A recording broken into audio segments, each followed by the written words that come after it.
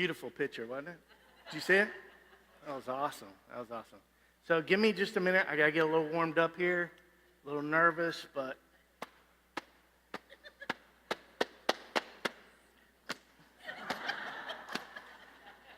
Michael Phelps can win gold with that. We're good to go. My name's Dave Shiver. For most of you know that already. Some of you don't. Hi, class. It's nice to have you here today. Today, I'm going to be telling a story because I am not a pastor. I am not a preacher. I am not a theologian. I'm a storyteller. So that's what I'm going to do today. So the story is going to be about a dude named Job. Anybody heard of Job? Job. One of my most favorite stories in the Bible. And Kevin loves this story the most, I think. It's probably his favorite book in the whole Bible. So really this is for you today, Kev, because I love you. The story starts in a city called Uz, or Uz, whatever you want to call it. It's not cuz, like we say in North Carolina. What's up, cuz? It's not that. And it's not use, like they say up north, use guys. That's where all of those came from, was from this city of Uz. So, the story starts in Uz with a man named Job. Super, super cool dude. Very rich. He had a wife. He had kids. He had donkeys. He had camels. He had sheep. The white picket fence, 2-story house. I mean, the whole 9 yards. He had it, right? A lot of scholars think he was probably, if not the richest man in the world, one of the richest men in all the world for those times. So he would have made Donald Trump look like, well, me. So, except for the hair. So anyway, on with the story because I always digress. So we have this rich dude. Not only is he rich and cool, God calls him a righteous man. Now, I don't know about you guys, but if God called me a righteous man, wow, that would be really, really, really cool to even know that. So, and when I get to the story, you're going to see that he actually does. So, anyway, there's Job. He's living the dream, and there's God up on his throne. Well, one day, Satan decided that he was going to visit God on his throne. So he's up there, and, God's got his staff meeting going on. They're talking about what they're going to do for the day, where the tornadoes are going or the hurricanes or, which butterflies are going to hatch out. I mean, they're going through the whole 9. So Satan shows up and he says, here, I'm present. And God says, where you been? He says, I've been everywhere. I've been up and down, side, all over the earth. And so God looks at him and says, hey, what do you think about my buddy Job? What do you think about my righteous servant Job? And the devil looks at him and he says, well, if I had all that stuff, if anybody had all that stuff, they would be righteous too. They would follow you anywhere they go. He has no worries. So God says, okay, you take everything he has. So Satan does. Takes everything. His kids, his camel, his donkeys. I mean, you name it, he took it. White picket fence is gone. The house is gone. Only thing left is that he has is his trusting wife. And so Job rips his robe off. And he still follows God. Still doesn't deny him. So Satan goes back. And God says, what do you think now? And he says, well, he still has his health. So, really? So God says, all right, do what you want. Just don't kill him. So Satan, with all his wicked schemes, said, all right, this is going to be fun. Starts rubbing his hands together, whatever. So Job is covered from feet to head and boils. I mean, just nasty, nasty sores. He even takes pottery and he starts scraping it off. That's how nasty it was. So he sits in ashes. I have no idea what the medical reason is why they sit in ashes. There isn't one. So it's not for medical. You'll have to read to go further. Anyway, so he's sitting in ashes, and his trusting wife comes, and she lovingly says, "Why don't you curse your God and just die?" Because that's what a loving, trusting wife would do, right? I mean, I don't even want to see you right now. I can't even go to the club and everybody know what you look like, right? No, but that is what she says. Job says, "I will not." So Job's 3 friends come, his trusting friends, very smart, very wise men, come to his aid. And they see Job, and they see the pain and the anguish he's in and all the sores and all that kind of stuff. And they just fall and weep, and they cry with Job. Great friends. I mean, they didn't even say nothing for like 3 days. They just wept with him. They cried. I mean, that's some good friends. That's what friends should do, right? So then they start questioning Job. "Job, what in the world could you have done wrong? What did you do? There must be something that you have done." And all 3 of them, boom. And Job says, "I haven't done anything. I'm innocent." And then the next friend says, "No, there's something that you've done." And Job says, "No, I'm innocent. I haven't done anything. I love God." And the next friend, boom, responds right to Job. I'm telling you, there's something secret that you've done. Because the friends, their idea of God's judgment was, you do something wrong, you get punished. You do something good, then you get rewarded for that. That was their idea of what God's judgment was. And Job, on and on, "I'm innocent, I haven't done anything. I've done nothing wrong. I am a righteous man." Okay?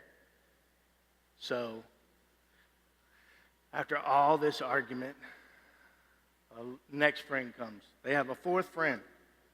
And the 4th friend says, "You 3 friends, you guys are wrong, because Job is righteous. He hasn't done anything wrong." And he looks at Job and he says, "Job, you're wrong for even questioning God of why you're being punished." So he's telling them both they're wrong. And his idea is that, okay, maybe Job is being punished for something that he's going to do in the future. Or it's a warning not to do something in the future. Right? That's his idea. Not a bad one. The 3 friends didn't have a bad idea. Because we've seen where God has punished wrong. So Job hears all his friends. He's still in pain and anguish. Still sitting in ashes. I don't know what for. And he says, "That's it. I've had it. I've had it with all my friends. I'm done. I'm innocent, and I demand a response from God. I demand him to explain himself." Whew. So he does. Now I'm going to read this morning, God's response. And the only reason I'm going to read it is because I couldn't do justice to what God says. Some of it I'll paraphrase, because there's like 3 chapters in here, 3 or 4, that God responds to Job. Then Job answered the Lord. Wait, sorry. That was from when I was studying earlier. Yes, I did study. Then the Lord answered Job out of a whirlwind and said. Now, if you look in the Message, it says that God was in the center of this whirlwind. And anybody that knows about tornadoes and hurricanes, the center is what? It's calm. It's the eye, right? That's where the calmness is. But everything outside of that is what? Crazy, right? Beyond crazy. So when I read this morning, I was like, wait a minute. That's really good. I got to remember that. And I can't believe I'm actually remembering this.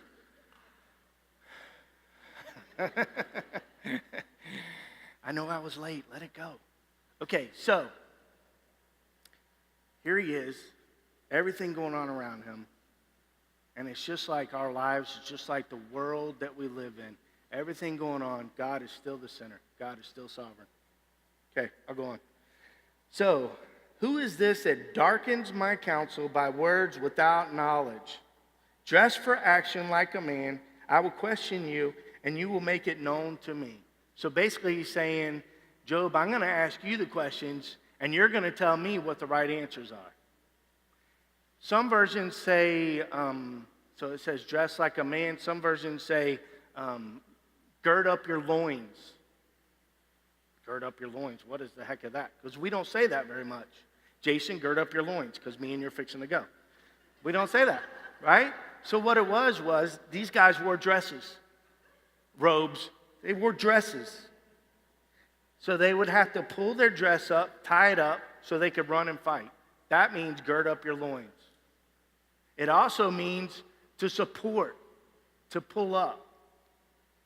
Right? So you get in the picture here? God's saying, let's go. Let's ready. This is like fight night. Fight night 2000. This is going to be great.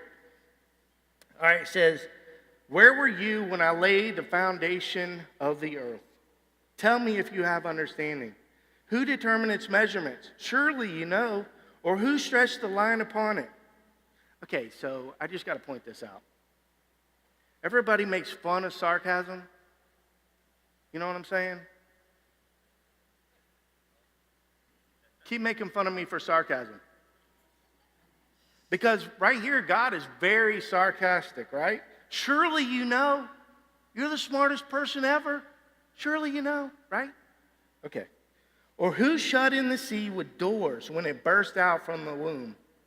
When I made clouds its garment and thick darkness its swaddling band, and prescribed limits for it and set bars and doors, and said, thus far you shall come and no further. And here shall your proud waves be stayed. In other words, he told the oceans where they could go and where they couldn't go. That's what God did. So he's asking Job, okay, so obviously you can do that, right? No. Have you commanded the morning since your days began and caused the dawn to know its place, that it might take hold of the skirts of the earth and the wicked be shaken out of it? It is changed like clay under the seal, and its features stand out like a garment. From the wicked their light is withheld, and their uplifted arm is broken. Have you entered into the springs of the sea or walked into the recesses of the deep? Now this is really cool for me, right? You'll understand this a little bit, Tommy. I was on a submarine. I've been in the deep, really, really deep. But I've never been to the springs of the ocean. Any of you guys ever been to the springs of the ocean? I didn't know they had springs, to be honest with you. Springs? So, that was really cool for me. I don't know about you, but it was for me. Have the gates of death been revealed to you? Or have you seen the gates of deep darkness? Have you comprehended the expanse of the earth? Declare it if you know all of this. Now, this is before they started, discovering, Ponce de Leon and Columbo. Just kidding, Columbus. Columbo was a detective. This was before all that. And he's asking him, do you know the whole span of the earth? Obviously, he didn't. Where is the way to the dwelling of light? And where is the place of darkness, that you may take it to its territory, and that you may discern the paths of its home? For you were born then, and the number of your days are great.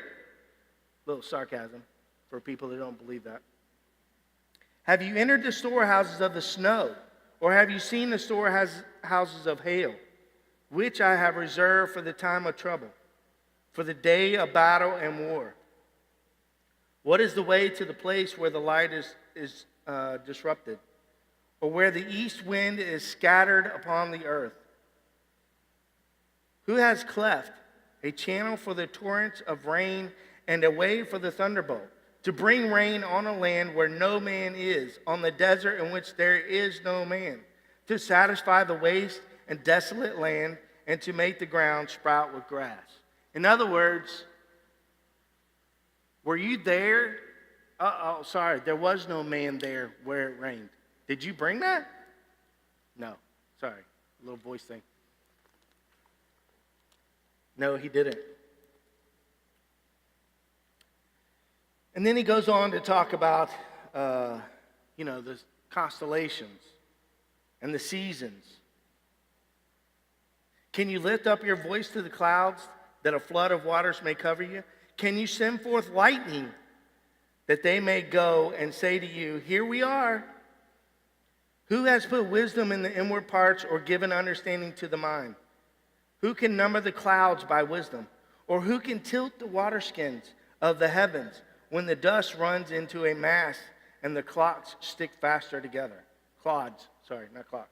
Can you hunt the prey for the lion or satisfy the high appetite of the young lions when they crouch in their dens or lie in wait in their thicket? Who provides for the raven its prey when its young ones cry to God for help and wander about for lack of food? In other words,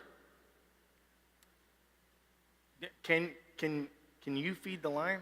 I mean, were you there to feed all the lion? When the lioness was hungry, did you feed it? Did you offer prey up for it to eat so it could survive? No. I can't imagine what Job's doing right now, to be honest with you. I mean, this will probably make a great Depends commercial. Just saying. Do you know when the mountain goats give birth? Do you observe the calving of the does?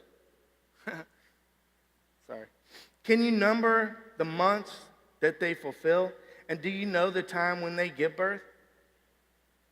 When they crouch, bring forth their offspring, and are delivering their young?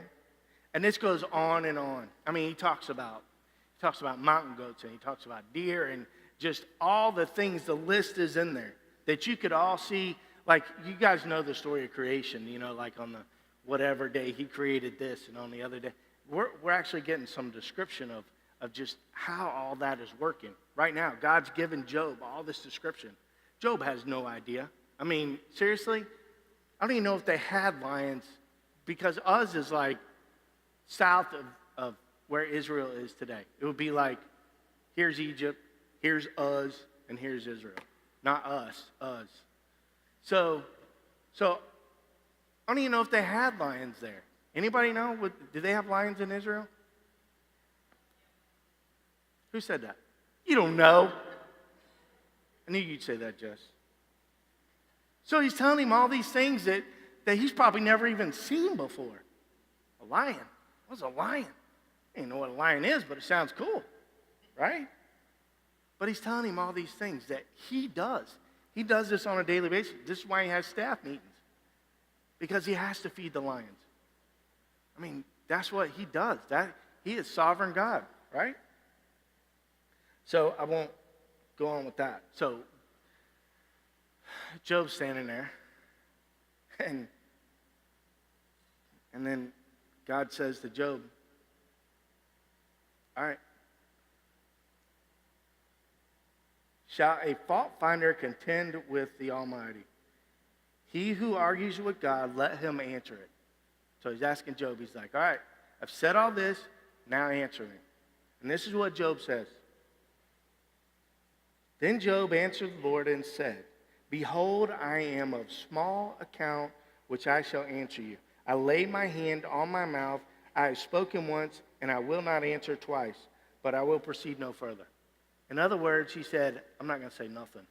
I'm going to shut my mouth. I shouldn't have said nothing to begin with, so gone. Right over his mouth. He's done.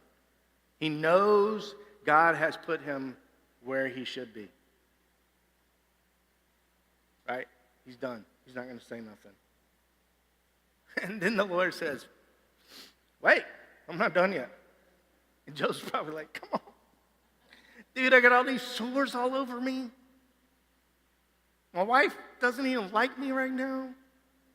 lost my house, all this other stuff. And you're not done? I get it. I'm not going to say nothing else. God said, I'm not done yet. So now he brings up two animals. Probably the most debated about what these animals are. My favorite is the Leviathan. Why the Leviathan? Well, they say it might be an alligator. An alligator doesn't breathe fire, I'm sorry. Okay? I think it's a dragon. You know, with the knights of old, with the armor and all that stuff. That's what I think it is. Right? But God's talking about this Leviathan, and the whole point of the Leviathan is man can't tame it. Only God can tame it. God's talking about his sovereignty. This is things that only he can do. So Job is questioning God whether he's right or wrong to punish Job. And God's saying, look, you can question me all you want to, but first I want you to tame this Leviathan first, right? And Job's like, no, I'm good. I'm not going to say nothing else, right? So he goes on and on about this Leviathan and how dangerous it is. And you know, it's funny because God created everything, right? God created this Leviathan. Did he hate the Leviathan? Nope. It says, God talks about, that he leads him like a dog. Like nothing. So God takes this huge Leviathan that breathes fire and walks him around with a leash. I bet he's got a big trash bag, right? Because you got to have that when you walk your dog now. Sorry, I probably shouldn't have brought that. That one just popped right in, so. If you don't like it, you can always fire me. Just saying. So God gets all finished with the Leviathan. Finishes talking. I mean, you guys really need to read this because it goes in so much detail that I can't go into. But when he's finished talking about the Leviathan. God says, okay, that's it. Then Job answered the Lord and said, this is my favorite part of the whole book. I know that you can do all things, and that no purpose of yours can be thwarted. Who is this that hides counsel without knowledge? Therefore I have uttered what I did not understand, things too wonderful for me, which I did not know. Hear, and I will speak. I will question you and make it known to me. I had heard of you by the hearing of the ear, but now my eyes see you. Therefore I despise myself and repent in the dust and ashes. What is Job talking about? See, he knew of God. When we come to church, we learn and know of God. But when things like this happen, this is when we see God actually in action. This is when we get a chance to get a glimpse of who God is, right? So Job goes through all this, and I'm sure he's asking why. I'm sure his wife's asking why, because that's what wives do best. They ask why, and they expect you to answer right away. I love my wife. I'm not saying that about her, but I know other wives are like that. So,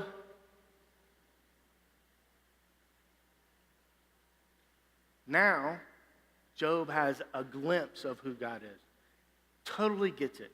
Totally is like, I get it. And what is the first thing that he does? What is the first thing that Job does when he figures out, when his belief statement is crushed that he thought about God? What is the first thing that he does? What? He repents.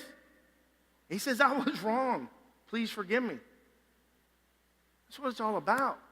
See, his friends had a belief statement that, God's judgment is, you do good, that's great. You get something for it. You do bad, you're going to get punished. And the other one thought that, maybe in the future, God's going to punish you for something you're going to do in the future. Or, maybe he's keeping you from doing that. Right? And Job's whole thought was, I didn't do anything wrong. I don't think this is right. I don't think God is judging right. So you see, Job's whole thought process of God, his whole idea of God was wrong. His belief about God's judgment was wrong. Because, you see, there are a lot of things that go on around our world, right? We have people running for president that are criminals or they're, sloppy in business or whatever it is. They're immoral altogether, right? How many of you thought, man, a lightning strike right now would be just awesome on national TV, right? Or what about the terrorist bombers and all these other things, right? Why not just a lightning bolt, right? When they're about to push the button and they just implode right there. Nobody else gets hurt, just them, right? That's what our judgment would be. But that's not what God's judgment is. God's judgment is his own business. It's not ours. God judges the way God judges. We're not sovereign God. That's what Job didn't understand. That's what Job sees now. And that's what he repented of. So, now he's all good, right? It's basically the end of the story, except for the three friends. And I don't even know why they're still standing there, to be honest with you. I'm sure they're sitting here watching all this whirlwind and Job and all this other stuff. And if I was one of the friends, I would have been just like, I got to mow the grass. Sorry. I don't want my wife to see it. I'm just saying, I would be gone. It's really weird to walk by the speaker when you're talking into it. Just saying. Woo! But the friends are still there. So what does God say to them? God says to his friends, you guys are dorks. You're wrong. What you said about me is totally not true and unfounded. So what did he make them do? He made them go do a burnt offering sacrifice in front of Job, and Job had to pray for forgiveness for them. Man, you talking about embarrassing. You thinking you're so smart, and God says, kaboof. Seriously? So,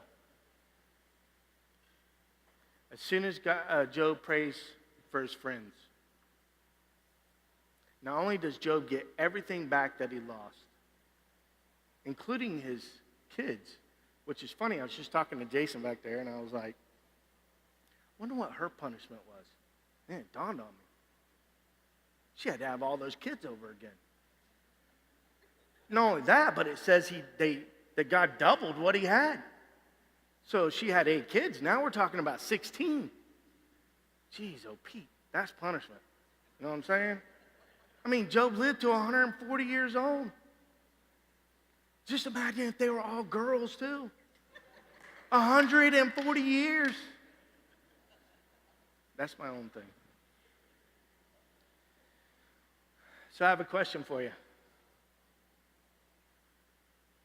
Why are you holding on to? And I'll ask you why. I'll ask you why. Why are you holding on to? Job ever find out why? Did God ever tell Job, this is why I did it? Never.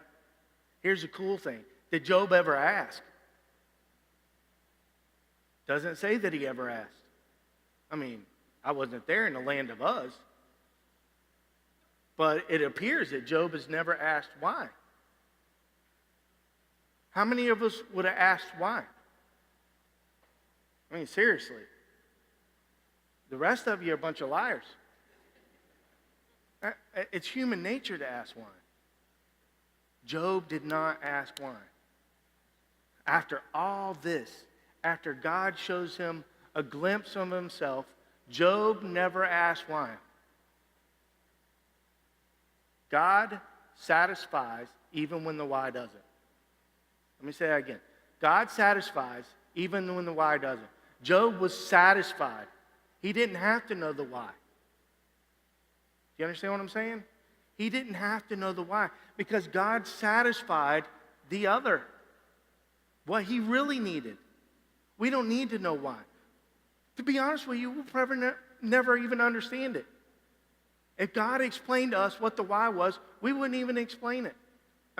Be able to understand it. Right? So, I think the question that we are asking, the why, should be changed to the what. What is God trying to do in this? What is God trying to say to me? What is God trying to say about me? How he thinks about me? Or how I think about him might be wrong. Or how I think he thinks about me might be wrong. Say that 5 times really fast. Do you understand how much God loves you? And do you understand as a believer of Jesus Christ that you are just like Job? God can sit on his throne and say, what do you think about my righteous man Louis? Or my righteous man Kevin? What do you think about Tommy? Seriously, can you imagine God saying that about you? He does. Because of what Jesus did on the cross, that's what he can say about you. That's what your identity is. Why do we walk around so unhappy? We should be the happiest people on earth. Can you imagine Job after all this? Not that he got everything back, because it wasn't a reward. That wasn't his reward. Hey, you did a good job. You went through all the sores. Here's all your stuff back. That was a gift, just like we get a gift. But that wasn't the whole point. The whole point is now Job has a glimpse of God. So what why are you holding on to? And why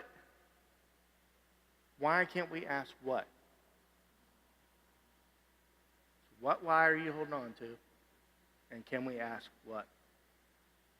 That's it.